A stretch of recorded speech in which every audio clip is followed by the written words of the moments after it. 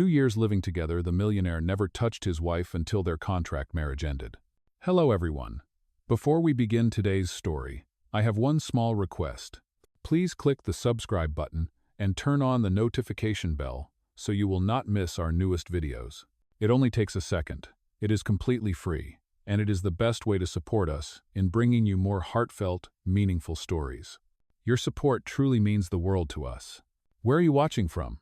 Tell us your city or country in the comments below. Thank you so much. For 2 years, they shared the same house, the same silence, and the same distance that no touch could cross. Let us return to our main character. Every morning at 6, the penthouse lights came alive before the city did. Lila Evans moved quietly through the marble kitchen, her steps light, her robe neatly tied. She brewed coffee the way he liked it, black. 2 cubes of sugar left untouched on the side, though he never said thank you, never even asked if she still took hers with cream. At 6:15, Ethan Walker entered. Always precise, always composed. The door to his study opened with a soft click, his leather shoes crossing the floor like a metronome. He nodded a silent acknowledgement that once used to be words. They never shared a table. Lila would pour his coffee, then take her cup to the balcony. She watched the mist rise over the Seattle skyline, a soft veil between her and the world below. Sometimes, she pretended the quiet was peace, but peace never felt this lonely. 30 months. Fewer than 50 conversations. Most of them practical, short, harmless. Your meeting is at 9. The driver is waiting. Dinner will be late. He would answer with a hum, or nothing at all. Lila had learned to speak through gestures instead. The folded napkin, the fresh flowers she replaced every Sunday, the open curtains that let the morning in. She never asked for warmth, only presence, but even that seemed too much for him to give. Still, she remained gentle.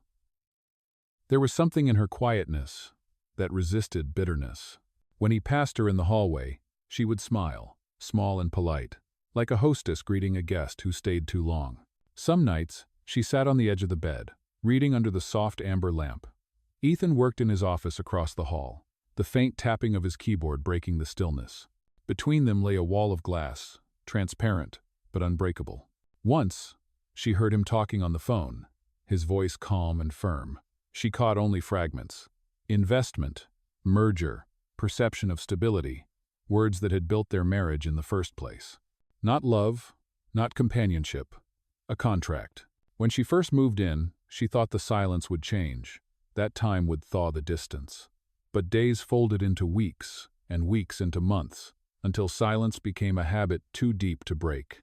She stopped expecting footsteps to pause by her side, stopped glancing up at the sound of his voice. Yet, sometimes, when the elevator doors closed behind him each morning, her heart ached in the smallest, most human way. Not for his touch, but for the proof that she still existed to him.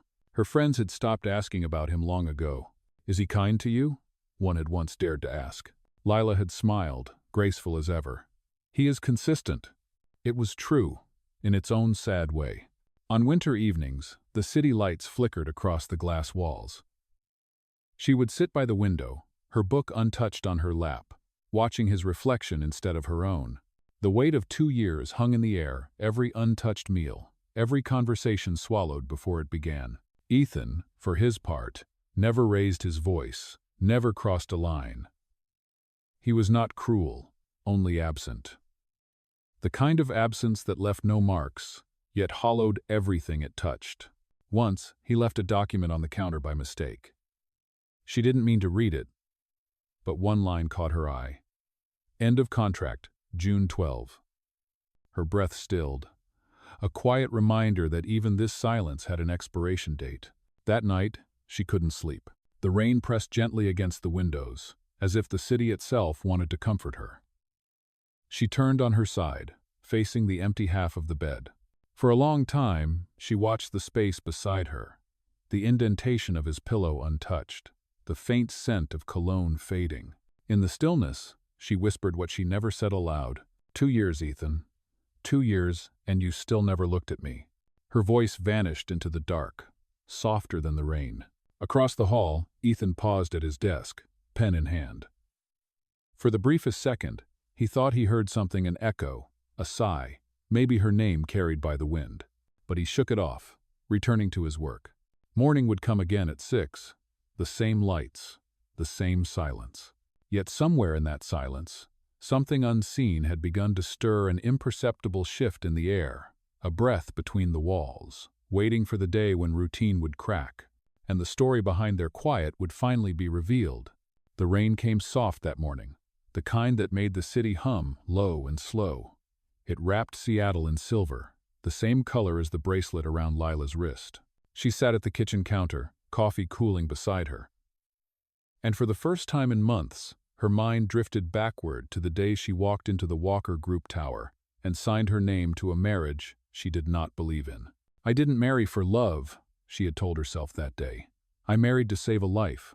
The elevator had carried her to the top floor, where glass walls met clouds. Ethan Walker stood waiting. His voice was even, his words stripped of any feeling. "Our families understand the terms," he said. "This is a partnership. 2 years. You will have everything you need, and in return, I will have stability." He spoke as if reading a financial report.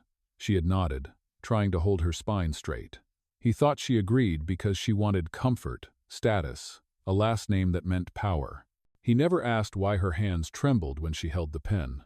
He did not know about her brother in the hospital, the boy with a failing heart who still sent her drawings from his bed, always signing them, "For my brave sister." The surgery had cost more than she could earn in a lifetime. The Walker name could pay it in one signature. So she signed. He offered his hand after, polite but cold. "Welcome, Mrs. Walker." The words had weight, but not warmth. That night, when she moved into the penthouse, everything gleamed floors like mirrors, air too clean to breathe. She placed her small suitcase near the doorway, feeling like a visitor in someone else's museum. Ethan gave her a brief tour. The study, the guest rooms, the separate bedrooms. When he stopped by the hallway light, he spoke without looking at her. "There's no need to play the wife. Appearances are enough." It had sounded like mercy at the time. Later, it felt like exile. From that day, their rhythm began precise, mechanical, without surprise. He lived by calendars and meetings. She lived by quiet. The bracelet on her wrist became her only reminder of who she was before all this. Before Mrs. Walker became a name instead of a woman. Ethan, to the world, was a visionary. To her, he was distance made human, every word calculated, every glance measured. She tried to believe that kindness could melt him, that silence could teach patience. But he never noticed when she left a cup of tea by his desk, or when she stayed awake through his late-night calls, just to hear another voice in the house. Months turned into years. Their story became a loop of unspoken sentences and closed doors. And still, she wore that bracelet. Each morning, she touched it once, a small ritual of defiance. Sometimes she wondered what he would think if he knew the truth, if he saw the hospital bills she kept hidden in a box under her bed, the letters her brother wrote thanking Mr. Walker for saving him. She never told Ethan. Pride stopped her, or maybe sorrow did. Now, as the rain slid down the glass, the city outside looked the same as the day she first came here. Time had moved, but her life had not. The clock on the wall ticked toward 6. She rose, smoothed her dress, and began her routine again, the sound of the coffee maker, the faint hiss of toast. The penthouse was quiet, the kind of quiet that remembers everything. At 6:15, she expected the usual rhythm, his steps, his brief nod, his retreat to the study. But that morning, something shifted. Ethan entered earlier than usual. His tie was still loose, his expression unreadable. He stopped halfway through the kitchen, watching her pour coffee into his cup. It was the first time in months he looked long enough to notice the color of her eyes. "Lila," he said. She turned, startled by the sound of her name in his voice. He hesitated, as if choosing each word with care. "Do you have a dress for the annual charity gala?" The question hung between them, gentle but foreign. For a heartbeat, she could not speak. "No," she managed, setting the cup down carefully. "I was not planning to attend." "You will," he said simply. "It is expected."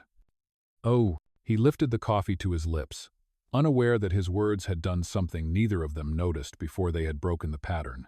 As he left the kitchen, Lila stood still, the rainlight glinting off her silver bracelet. Something quiet but alive flickered inside her, like the first breath after a long sleep. She did not know yet that this small moment, this single question, would begin the unraveling of everything they thought they understood about love, about duty, about each other. And in that still kitchen, where silence had lived for 2 long years, the story of their awakening began. The evening came dressed in glass and gold. Lila stood by the window, watching the city turn to light, her reflection faint against the skyline. The navy dress she wore was one she had owned long before Ethan, simple, worn at the hem, yet dignified. It fit her, like memory does, not perfect, but honest. When Ethan appeared at the door, he paused. His eyes moved from the curve of her shoulder to the calm in her posture. He had expected compliance, not quiet pride. "You look appropriate," he said at last. "Thank you," she answered, her tone steady, though her chest tightened. The car ride was silent, filled with the sound of rain against glass. Outside, Seattle shimmered in its usual melancholy. Inside, distance sat between them like a third passenger. The gala unfolded inside a ballroom of chandeliers and cameras. Ethan slipped into his role with ease, handshakes, measured smiles, the language of power. Lila followed half a step behind, the stranger beside the man who carried her name. She did not plan to speak, but when a tall man with kind eyes and a British accent approached, she found herself smiling. "Richard Hale," he introduced, offering his hand. "Investor, old friend of Ethan's." Lila shook his hand lightly. "Lila Walker." His brow lifted in polite surprise. "You never mentioned your wife, Ethan." Ethan's silence was brief but sharp. Lila felt the pause settle like frost between them. She smiled again, soft but pointed. There wasn't much to mention. The words hung like a glass breaking in a quiet room. Richard's expression shifted curiosity mingled with respect. He turned back to her. "You have a background in law, Mrs. Walker?" "I do," she said, grateful for a subject that was not her marriage. "Corporate law, mostly. I used to work in compliance before." "Before life changed," he finished kindly. They talked longer than she expected. About international trade, about London, about books she had not spoken of in years. For the first time in 2 years, her laughter rose without permission. Across the room, Ethan watched. The sound unsettled him light, human, a sound he had not earned. When Richard finally said, "You know, Lila, we are expanding our legal team for a new project. You should consider joining," her heart stilled. It had been so long since anyone had looked at her, as if she were capable of more than silence. "I appreciate that," she replied, the corners of her mouth trembling with something between gratitude and disbelief. Ethan's gaze found hers from across the crowd. His expression was unreadable, but his jaw was tight, his hand gripping the stem of his glass too firmly. That night, as they left the ballroom, Lila felt something different in the air, not warmth yet, but awareness. For the first time, Ethan had truly seen her, and the realization unsettled them both, though neither dared to speak of it. The gala lights faded behind them, but the echo of that single sentence, "There wasn't much to mention," would follow them home, marking the first small crack in 2 years of perfect silence. The drive home was wordless. Streetlights slid across the car windows, washing their faces in gold and shadow. Lila looked out, calm and distant, the navy fabric of her dress catching the light. Ethan gripped the steering wheel tighter than he meant to. He could still see Richard's hand touching her arm when he laughed. The way Lila's eyes had softened alive in a way he had never seen. For the first time, he realized how easily another man had seen what he had ignored for years. When they reached the penthouse, she thanked him softly before walking past him. Her heels echoed down the hall, fading into the bedroom. Ethan stood there, watching the space she left behind. The silence that once comforted him now scraped against his chest. He poured himself a drink, but the taste was hollow. In the reflection of the glass wall, he saw her again smiling at another man. The image burned. He set the glass down and rubbed his temples. What was this feeling? Not anger. Not exactly. It was something raw, something he could not control. The next morning, he found her at the kitchen counter. Sunlight rested on her shoulders, soft as silk. She was reading, hair pulled back loosely, a quiet strength in her posture. He had seen her every day for 2 years, yet somehow, she looked different now. Or maybe he was finally looking. "Did you sleep well?" he asked, surprising even himself. She blinked, hesitant. "Well enough. You?" He nodded, though his chest felt tight. About last night. You seem to enjoy talking with Richard. Lila closed her book gently. He asked questions. He listened. Ethan's jaw flexed. And I do not? She met his eyes, calm but firm. You do not even know my favorite color. The words landed heavy, quiet but sharp. For a long moment he said nothing. Then his voice softened, almost unsure. Maybe. I want to learn it now.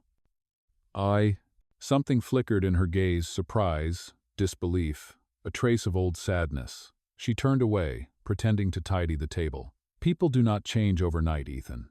Maybe not, he said quietly. But they notice when the world around them starts to. When she left for the day, Ethan lingered in the kitchen, tracing his fingers over her empty coffee cup. The warmth still there startled him.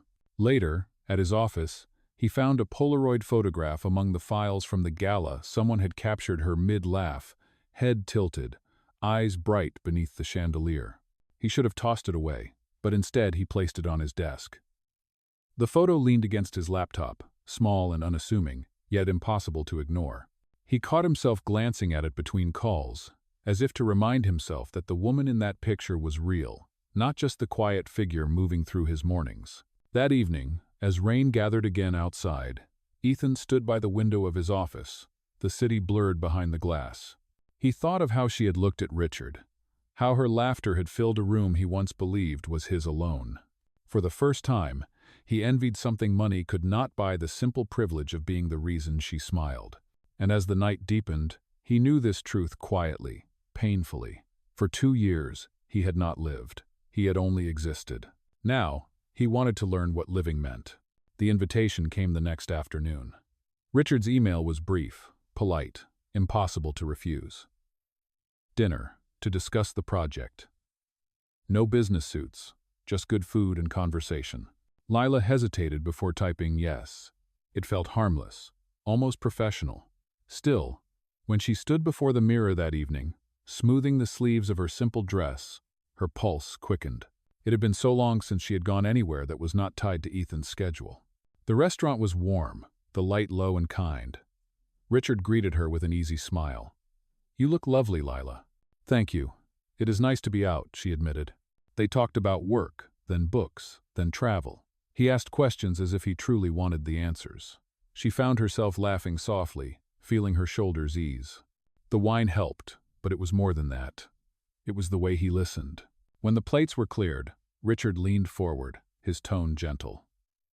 You deserve to be seen, Lila. Her breath caught. The words hit something buried deep.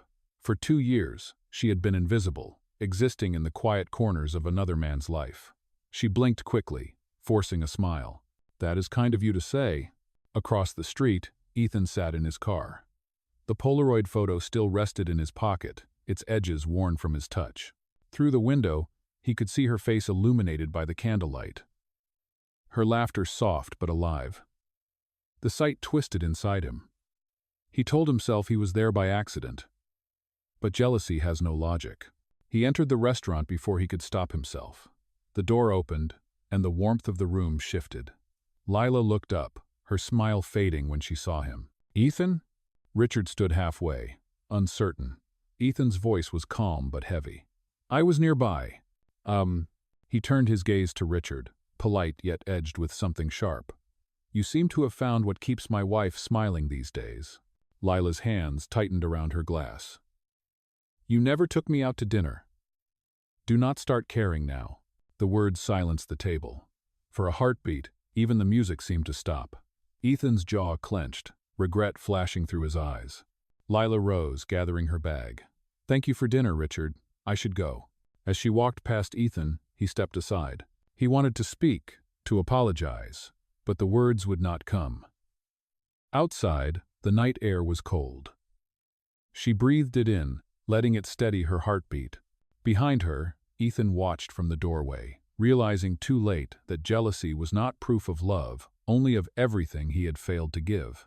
The house was silent when Lila returned. Rain brushed against the windows, soft and steady, like the sound of breathing. She expected Ethan to be gone, but light spilled from under the door to his study. When she stepped inside, he was at his desk, the untouched glass of whiskey beside him. He looked up, eyes weary, tie loosened.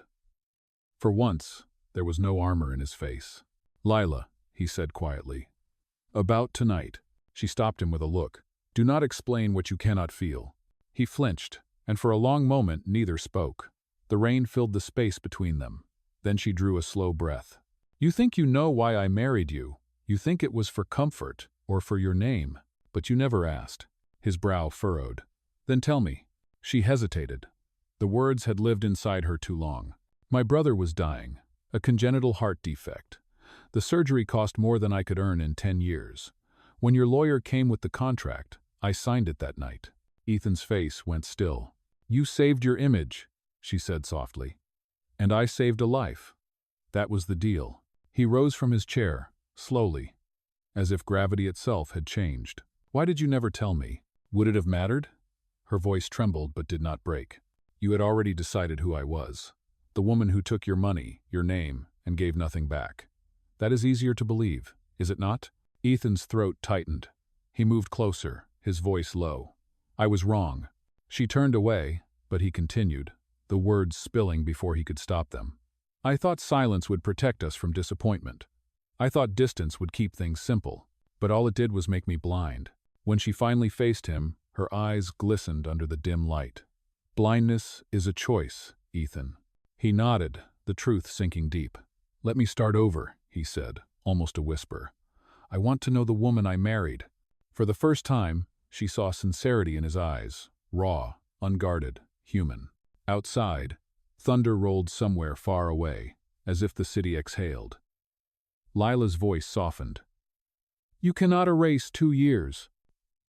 "No," he said, "but maybe I can begin the first day that counts." Neither reached for the other, but something in the room had changed the air warmer, the silence less cruel. The wall of glass between them had not shattered, but a single crack ran through, clear and real, letting the light in. The next few days moved quietly, but something had shifted beneath the surface, like a current changing direction deep under calm water. Ethan began to notice details he had once overlooked. The way Lila hummed when she watered the plants, how her hair caught the morning light, how she paused before speaking, as if weighing the kindness in every word. For the first time, he realized how much of her life had unfolded right beside him, unseen. He caught himself listening for her footsteps, for the sound of her closing a book, even for the soft sigh she made before falling asleep. It startled him, this tenderness that came too late but burned too deeply to ignore. Lila, too, felt the air around them changing. Ethan no longer passed her in the hallway, with eyes averted. He lingered. He asked small questions: what she was reading, if she had eaten, if she still liked her coffee with cream. They were simple gestures, but they felt like bridges. One morning, she came downstairs and stopped short. Ethan stood by the stove, wearing an apron that looked foreign on him, brow furrowed in concentration as he tried to flip a pancake. The smell was imperfect but human, warm in a way their house had never been. He looked up quickly, half embarrassed. "You are up early." "I wanted to make breakfast." Lila smiled, a little stunned. "You? Cooking?" "I thought it was time I learned," he said. "It cannot be that hard." He burned the first 2, but the third held together. When he placed the plate in front of her, his voice softened. "It is not perfect, but it is mine."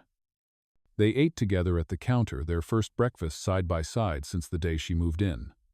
He asked about her brother, about the books she liked, even about the color of her favorite dress. Each question was a small apology wrapped in curiosity. Later that afternoon, Ethan drove her to the hospital. He had offered quietly, without prompting. When she turned to him, surprised, he only said, "I would like to meet him." Her brother's face lit up when they arrived. "Lila, you brought Mr. Walker?" "Just Ethan," he said with a gentle smile. They talked for an hour, about school, about the surgery, about hope. Ethan listened more than he spoke, asking questions that made the boy laugh. Watching him, Lila felt something unexpected: safety. She had forgotten what it was like to share a moment that did not hurt. On the drive back, the city glowed beneath a soft drizzle. Lila looked out the window, her voice almost a whisper. "Thank you. You did not have to come." "I wanted to," he said. He reminds me of what I lost along the way. When they reached home, she lingered in the car. You are different lately. He looked at her, sincere. Maybe I am just starting to see things clearly. That night, she found him in the living room. The fire was low, and he was reading one of her books, its pages marked and folded. He looked up, eyes tired but kind. You never told me how good this was. I thought you would not care, she said. I did not, he admitted. That was the problem. She sat beside him, close enough to feel the warmth of the fire between them. They spoke for hours about the lives they lived before the contract. About fear. About the weight of silence. He told her he used to believe love was a distraction. She told him she used to believe silence was strength. When she stood to leave, he caught her hand gently. His voice trembled with something she had never heard from him before: vulnerability. Lila, for 2 years, I did not touch you because I was afraid of feeling something real. She met his gaze, steady, searching. And now? Now, he said, I am terrified of losing you. Her heart stilled. The honesty in his voice broke through years of cold distance. She reached up, brushing his face lightly with her fingers. The air shifted, soft, electric. When he kissed her, it was hesitant, reverent, a man, asking for permission to start again. She answered without words, letting the silence speak for both of them. That night, they were together for the first time, not out of duty, not out of loneliness, but love. It was tender, slow, as if every touch was a confession, every breath a promise. Afterward, they lay beneath the same blanket that had once divided them. The city lights flickered through the window, washing their faces in gold and blue. Lila traced his hand with her fingertips. This does not erase the past, she whispered. I know, Ethan said, but it makes the future possible. She smiled faintly and rested her head on his chest. Outside, the rain began again, soft, rhythmic, no longer lonely. For the first time, their hearts beat in the same quiet rhythm. And somewhere between forgiveness and dawn, love, real love, finally found its home. For weeks, life had felt different, lighter, warmer, almost fragile in its peace. Lila and Ethan moved through their days with quiet harmony. Breakfasts were shared, laughter returned. The silence that once separated them now felt like rest instead of distance.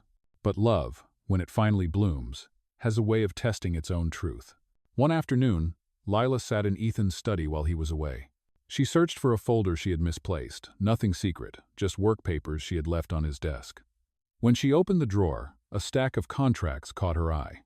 The top page bore her name. Her fingers trembled as she read. Legal terms, percentages, clauses, cold words that cut deep. The marriage contract she thought was merely symbolic contained a hidden provision. Her father's company had once been a supplier to Walker Group.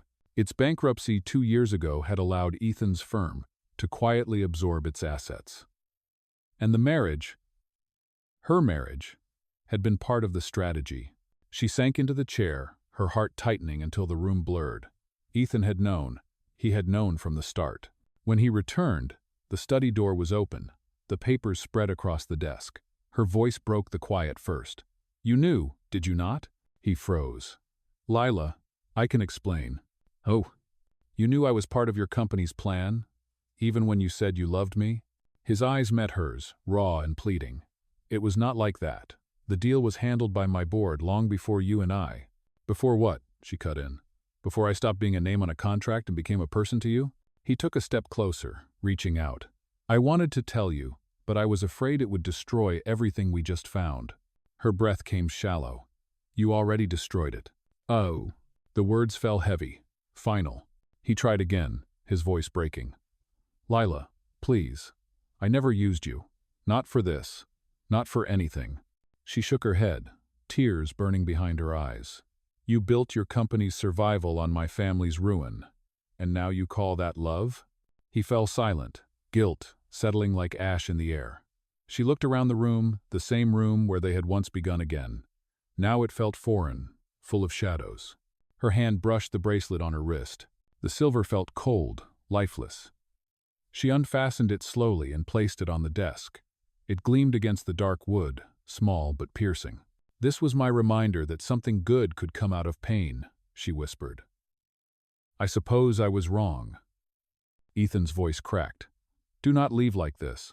She met his gaze one last time, calm and breaking all at once. You taught me to be strong in silence, Ethan.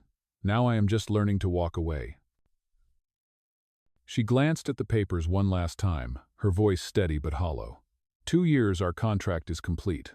I suppose this is the only ending that ever made sense. We do not owe each other anything anymore. She turned and left before he could stop her.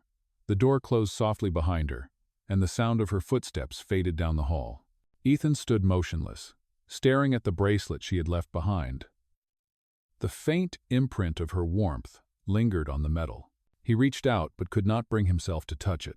Outside, the city lights flickered against the rain. Inside, the silver circle lay still on the desk. Everything she had given him, reduced to one small, shining symbol of trust undone.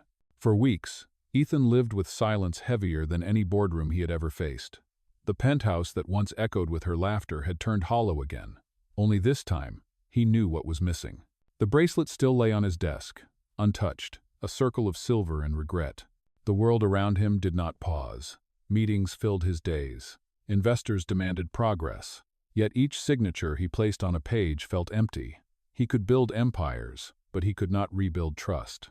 One morning, at the quarterly meeting, his board presented a proposal, a $500 million merger that would secure their dominance.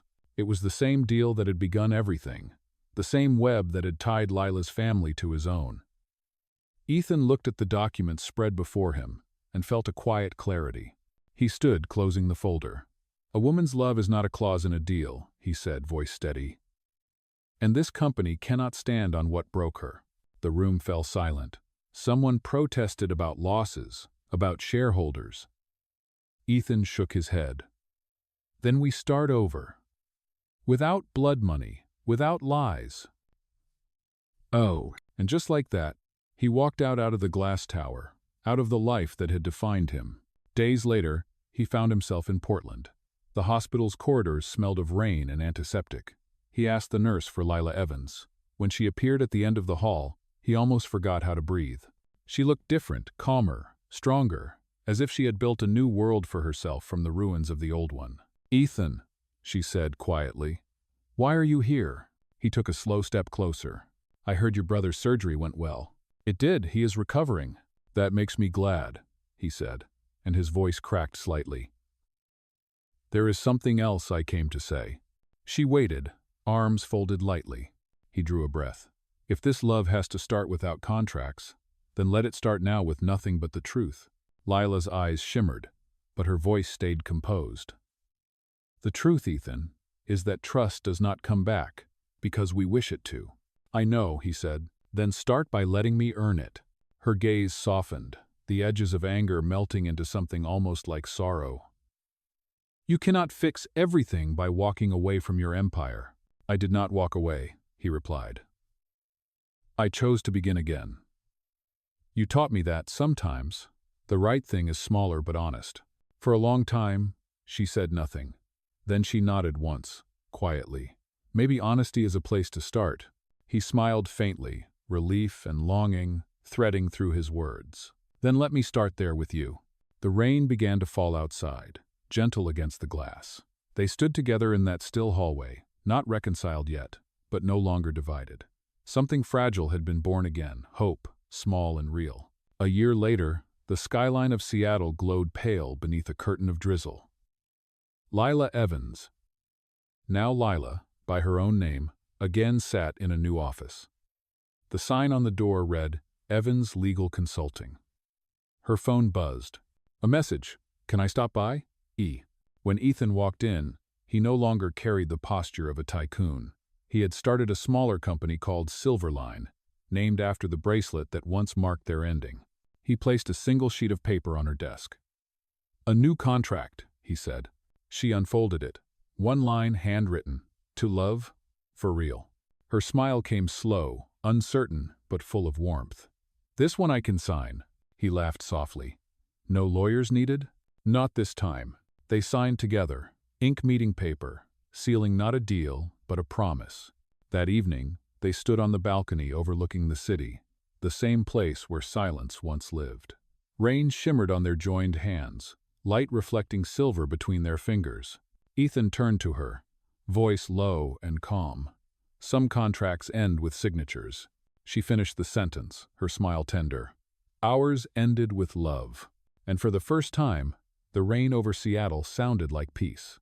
If you believe love deserves a second chance, share this story and stay with us for the next one. Valen Stories, where power learns to love again. Thank you for watching.